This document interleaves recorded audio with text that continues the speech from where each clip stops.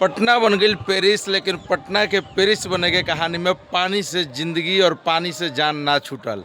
रात भर के भइल बारिश में पूरा पटना पानी पानी हो गई बा। अभी हम मौजूद बानी खगौल नगर परिषद के पास, और ये कश्यप ग्रीन सिटी है जो हमरा पीछे देखा तानी।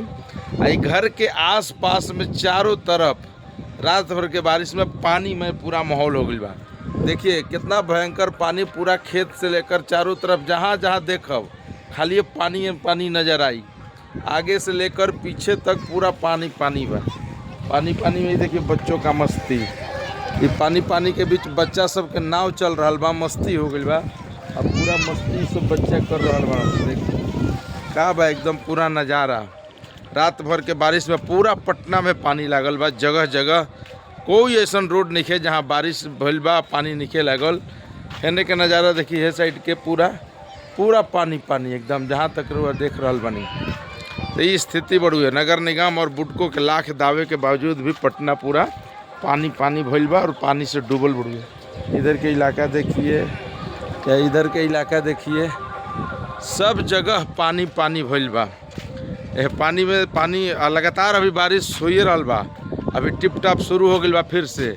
अब मौसम देख रहा बानी कैसन होल बा, एकदम पूरा मौसम एकदम देखिए। अभी घनघोर बादल पूरा छौले बा, तो मौसम पूरा ऐसे ही बढ़ुए। अब पानी जम के होई, फिर पानी होई। पानी से छुटकारा आज दिन भर ना मिली, लेकिन पटना के का हालात हुई देखे वाला बा।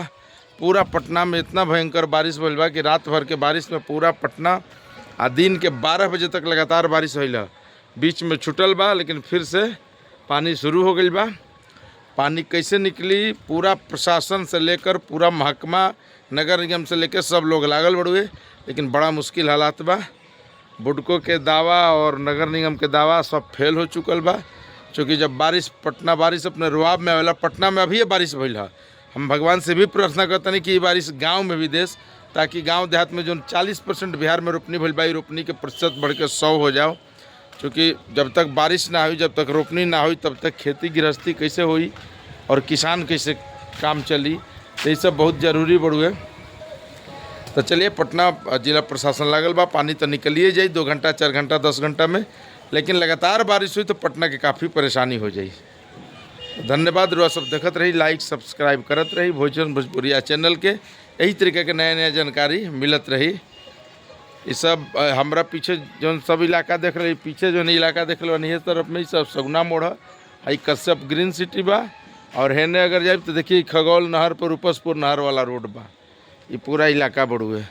अब बादल एकदम भयंकर देख रहे, पीछे में भी बादल, अभी पूरा बादल उमड़ घुमड़ रहा बा। धन्यवाद।